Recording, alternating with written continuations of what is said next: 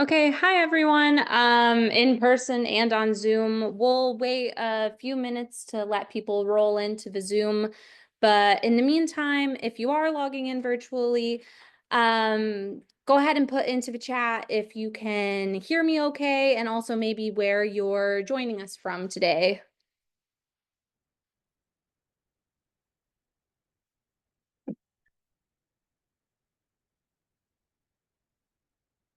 Okay, that is good to know.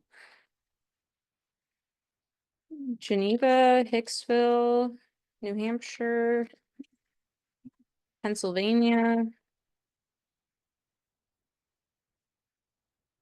How about here in person? Who do we think traveled the furthest? Local. East Syracuse. Oh, Texas, California. I think I saw specifically northern Vermont.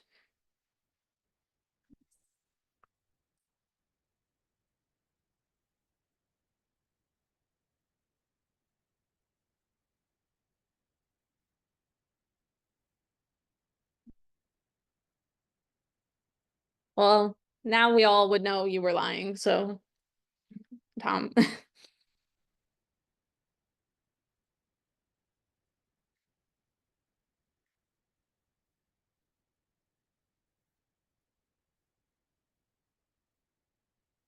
Okay, well, I have a good amount of advertisements, so I'll start rattling them off. Um, Good afternoon, everyone. My name is Steph Adams. I'm the Director of Interpretation here at the Erie Canal Museum. Thank you very much for joining us today, and thank you to the Winifred and DeVillo Sloan Family Fund for supporting our lecture series this year. I'd like to acknowledge that the Erie Canal Museum is itself located on the homeland of the Onondaga Nation, Central Firekeepers of the Haudenosaunee Confederacy, and that the Erie Canal itself is located on the homelands of all members of the Haudenosaunee Confederacy, the Mohawk, Oneida, Tuscarora, Onondaga, Cayuga, and Seneca nations. We recognize that the Erie Canal played a major role in the devastation of their traditional ways of living, negative effects of which linger to this day.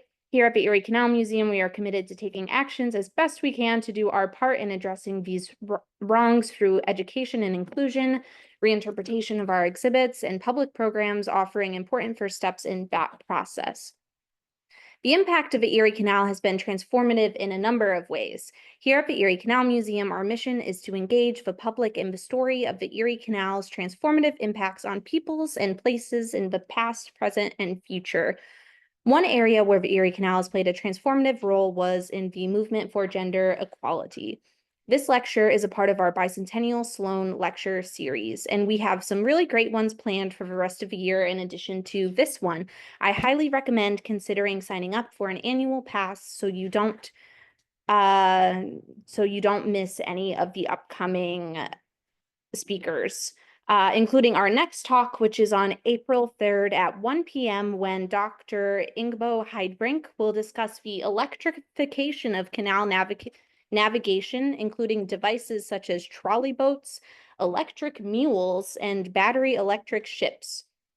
Additionally, on Saturday, April 5th at 10 a.m., join us at the Chittenango Middle School or virtually for a special program under one roof, lacrosse, pottery, and one historic site.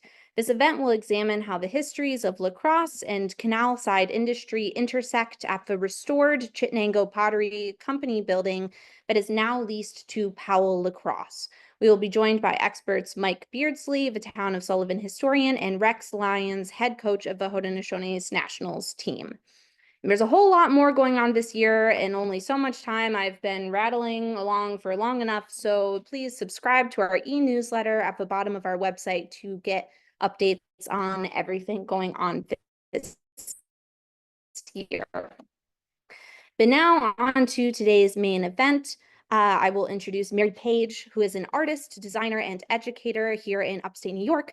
Page holds an MFA in studio art from Mills College at Northeastern University and is an assistant professor of communications design at Syracuse University. We're pleased to be hosting her this Women's History Month to discuss her exhibit Along These Waters on display in the Link Gallery through the end of April.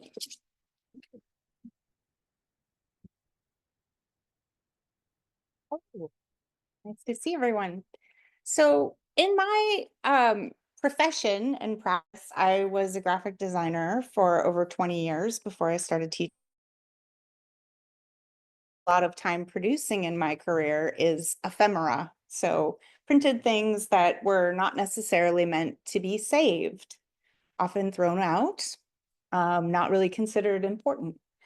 So one of the things that I think for me in my own creative practice in looking at the history of the Erie Canal and the role that women played in that, in looking at archives is really a curiosity that I have about what is sort of sticky, meaning what gets left behind, what ends up in collections, what ends up in archives, what ends up in museums. And I think that's very interesting because in many ways, we often think of that, I think, in a contemporary way as being very strategic.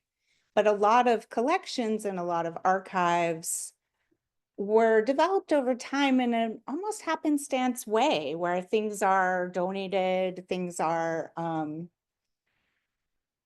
purchased in different capacities. And I think it's only more recently that people have really started to shape collections and be more strategic or expansive in how collections are considered, right?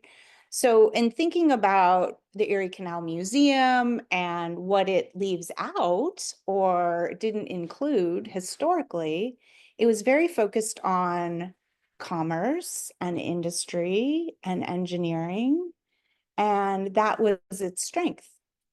So when I moved here in 2019, I moved here in the fall of 2019, shortly after COVID started. And as everyone knows, life became very small. There wasn't much travel. Things weren't really happening.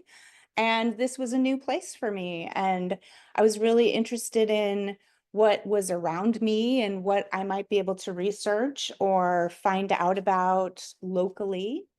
And one of the things that I was drawn to was the canal itself, as a place of leisure, right? We think of that as a place of leisure now, but also the impact that it had on this area historically.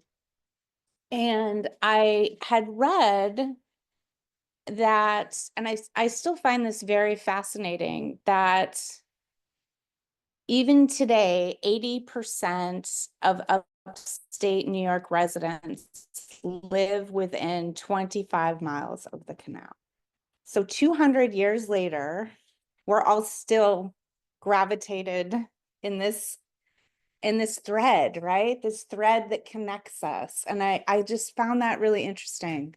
So this idea of threads is very much what inspired this exhibition is a series of threads and this narrative that I created around these very kind of individual pieces. And so I'm going to share those with you today.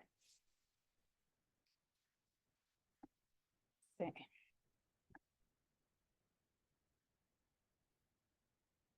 Well, I'm going to try.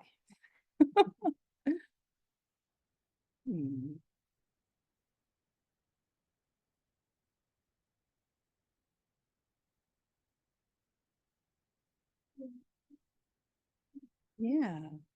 Nope. It seemed to want to let me change the slide. Oh, we've always got. Yes, yes. Let's see. Screen sharing is cool.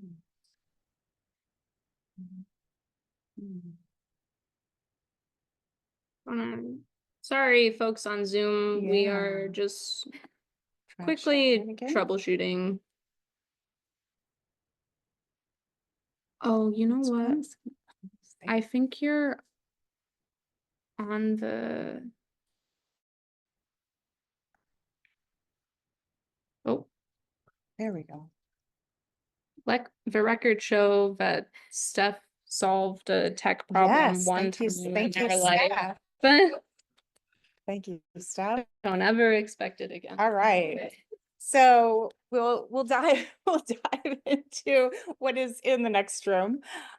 So in looking at these materials, I was really interested in looking at the canal as it is today, thinking about it, photographing it.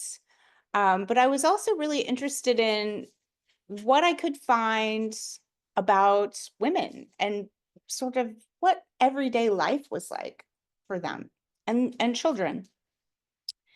And so I started looking around. I came to the archives here at the Erie Canal Museum and doing some online research. I couldn't really travel anywhere because of COVID. And I was fairly surprised not to find a lot.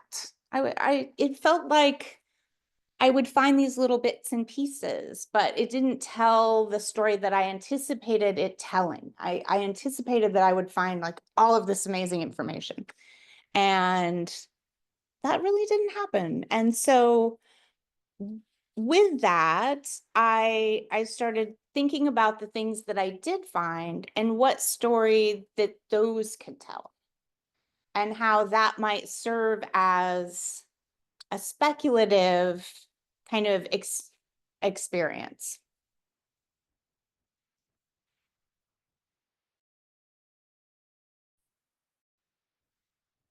You may recognize this person. So I'm just going to go through these so you can get a sense of what, and then we'll talk a little bit more about them. Came for my visit here at the Erie Canal Museum was this letter. This was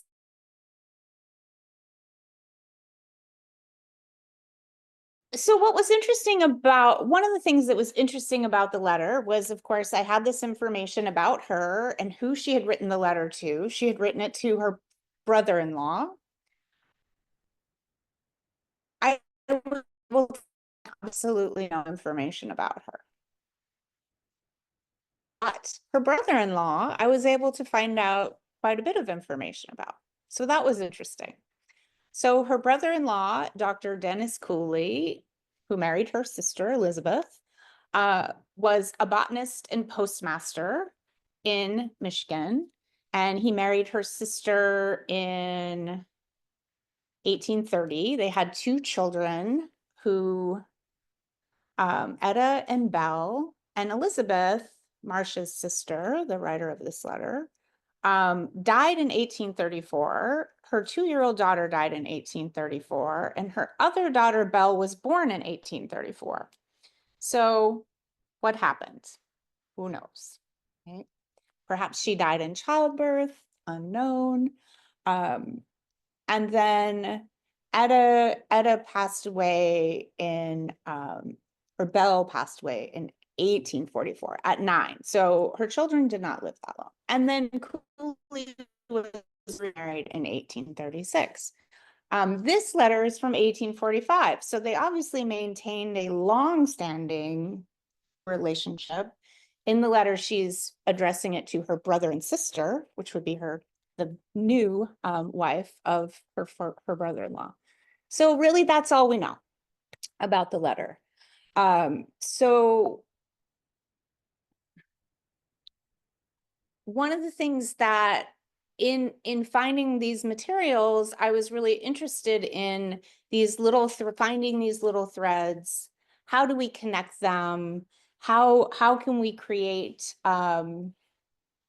moments where a story starts to emerge? So this image, I believe this is the only photograph that I took in this exhibit that isn't a cyanotype or isn't printed with the Riso process.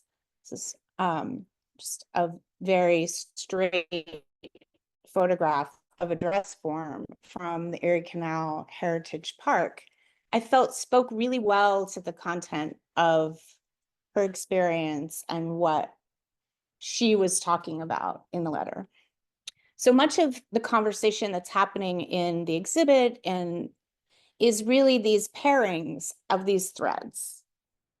Conversations, snippets of conversations, images that we have very little information about, that together start to tell a story about what women's lives may have been like at that time. So another pairing here is a quote from oral histories that the Erie Canal Museum has.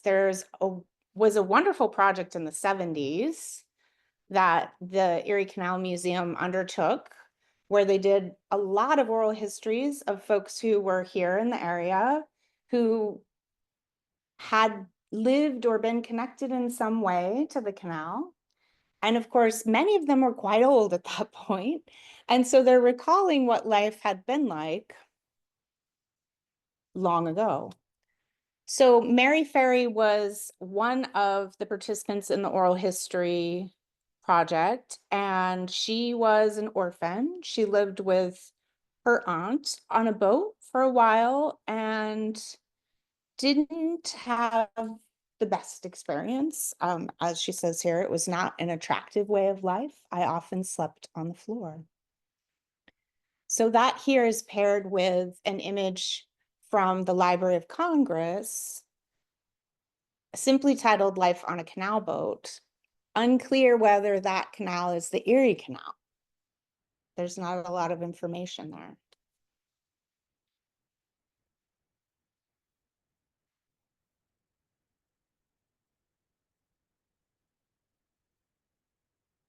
Here's another, women on a canal boat in winter. This is also from the Library of Congress.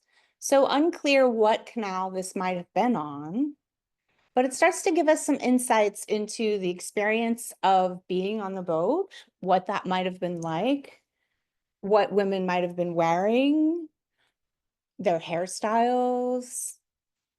This is what I love about this is it's a very casual, unposed photograph.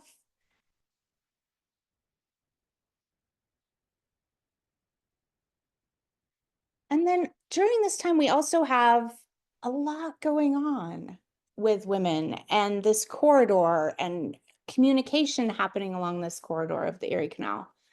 Amelia Bloomer was the editor of the first newspaper for women. It's called The Lily. And that was produced from 1849 to 1853 and begun as a temperance journal, but gradually began to include other articles and really was a hotbed of conversation around dress reform during this time. And Amelia Bloomer became famous for wearing bloomers. And it really overtook the conversation around the women's right to vote. And at one point, there's some quotes from her where she's a little bit upset that that has become, you know, the thing that everyone wants to talk about. And however, it was really good for selling newspapers, really good. She went from having 500 people per month buying her paper to 4,000. So just this conversation was really going, you know, the equivalent of viral at that time. And in thinking about, you know, Women's History Month and bloomers and how of this dress reform was so important to women being able to have more agency over their own bodies and their ability to be more free. I was really thinking about how women, like, what did that mean, right? If I could wear bloomers, I could ride a bike, right?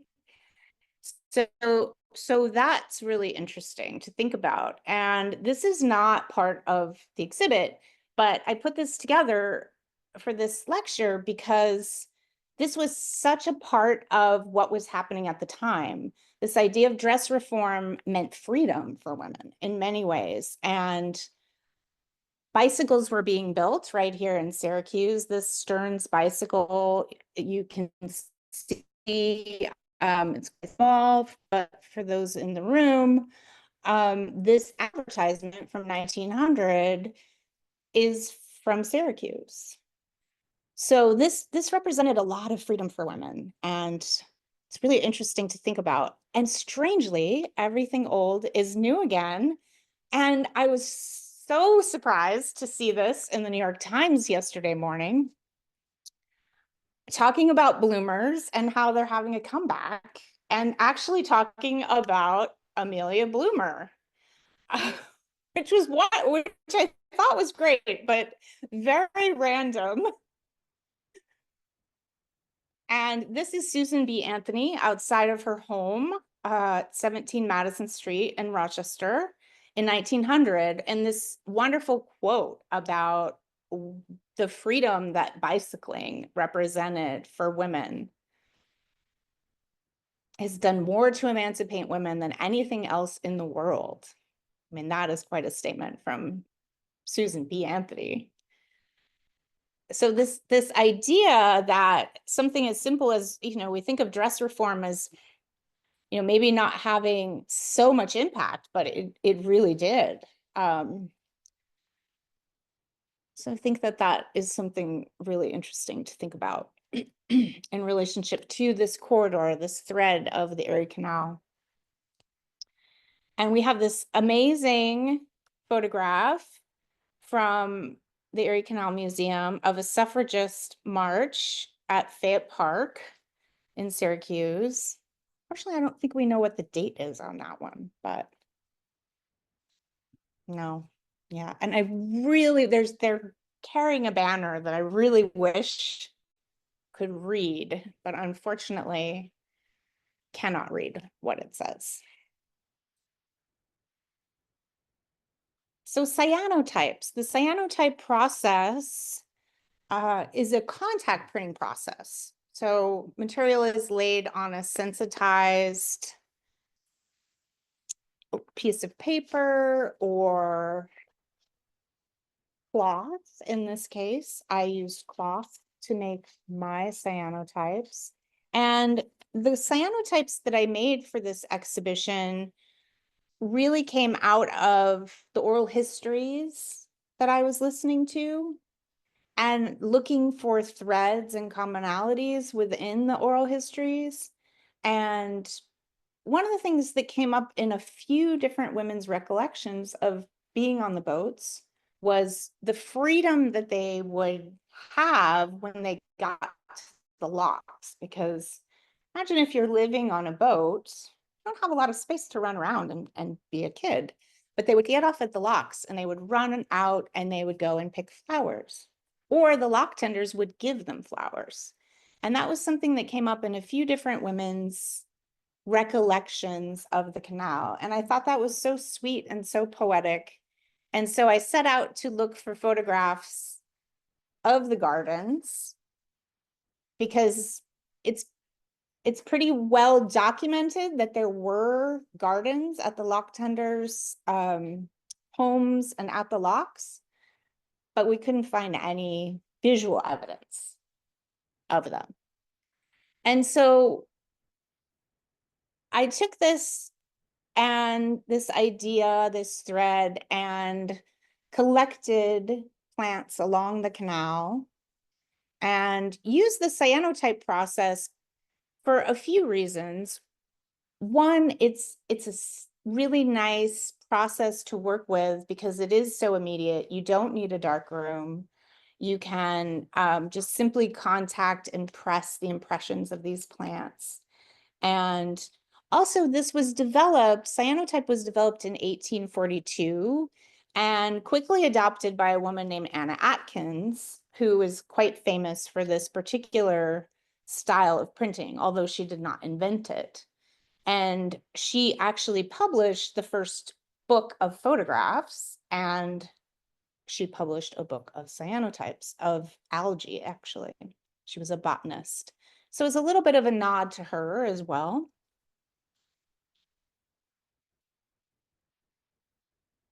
Here are some of those. And you can see the ripples and the wrinkles in the cloth. And the other thing that I was interested in as I was traveling around and photographing the canal was thinking about what is the experience and the viewpoint of being in the canal. And so this was my way of finding out, was my canoe. Yes, I probably could have hopped on a boat and taken a journey on one of those, but I wanted to be able to have that viewpoint of what it would have been like to travel on the canal. So that was a great experience to see it from that point of view. So the other images that are in the exhibition are printed using what is called the Riso process. And that process is relatively new. It was invented, I believe, in 1980. It's a stencil-based printing method that uses spot colors to create each color. So it's sort of as if it's very sort of like a silk screen and a photocopier had a baby. And the thing I love about it is that it allows you to dial in screens, so that it really allowed me to think about, I was taking all these photographs of the canal and I was thinking about how do I pair them with these archival images and have this conversation that feels like they go together in some way, and without making everything just black and white, right? So this really allowed me to think about doing that in a way that I felt was really effective, because I could create images that had a vintage quality or a vintage look to them. And so this method, you print each color individually. And so registration is a challenge, particularly with the images that I made, because they were 5 colors. So getting 5 colors to line up perfectly was quite a challenge. But I really love this process. It's really environmentally friendly. There is no heat. The inks are made from rice bran. The stencils are made from banana plant fiber. So it's very ecological, and I really appreciated that about it. So here are some of the images. As you can tell, I was in the canal taking this picture. So this was one of the images that I took from my canoe.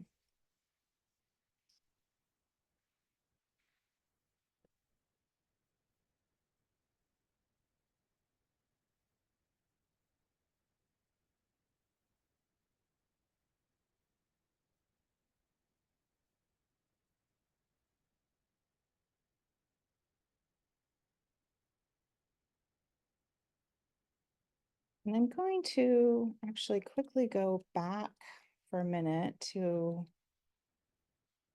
the beginning. So there were many old lithographs that I found in the archives from the canal. This was an example of one. And pairing that with these Riso printed images that I had taken, I felt that there was really, they were really having a interesting conversation. The process of printing these old prints was very similar to the process in which I was producing these new Riso prints. And so I think that worked out really well for that connectivity of the imagery. And the other thing that inspired sort of this archival and present day relationship was on this salon wall. You can see that some of these smaller images have the darker frames, and those are actually original antique contact print frames that would have been used in photography. Really, like, once it was invented, that was the process by which you created contact prints. And so I had a small collection of those that I really wanted to use to include those in the exhibit. All right. So it's been a very interesting project. I feel that I have learned a lot about working with archives and collections throughout this process, and also how we can connect the past with the present in creating conversations and questions around women's history, around other histories, around a sense of place, and what does that mean, both historically and from a contemporary perspective. So does anyone have a question? Yeah. So, maybe I missed something, but were the bloomers named after Miss Bloomer? They were, yes. So if Amelia had had a different last name, I'm not sure what we would be calling them. Yeah, Smith, yeah, yeah, it's really And funny. that was kind of one of the first times that there was a general acceptance of these things? Yes, well, Do you mind just repeating the question? oh, sure, yeah. So the question was, is that how bloomers came to be called, was Amelia's last name? And the answer is yes. And then what was your new question? Was that one of the first times that bloomers became generally accepted as women's wear? Okay, so the question is, was that the first time that bloomers became accepted as women's wear?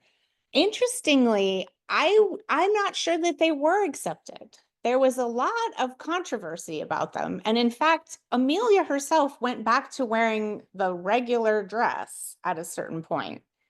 And if we go back to, so this was all happening in the 1850s, this dress reform kind of conversation. And then we see Susan B. Anthony here, and you can see she's wearing very like typical dress of 1900s women that did not. So the bloomer, it was not generally adopted until later. I don't know when exactly, but I think it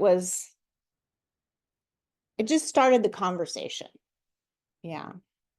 Yes. But when you think about it, Boomer is such a great name because women's rights were moving. Yes. Yeah. Yes. Yeah, absolutely. It is great. And I'll be perfectly honest, I had never heard of Amelia Bloomer when I began this research. And I had of course heard of bloomers, but I did not know about that connection. Yeah. All right. Any other questions?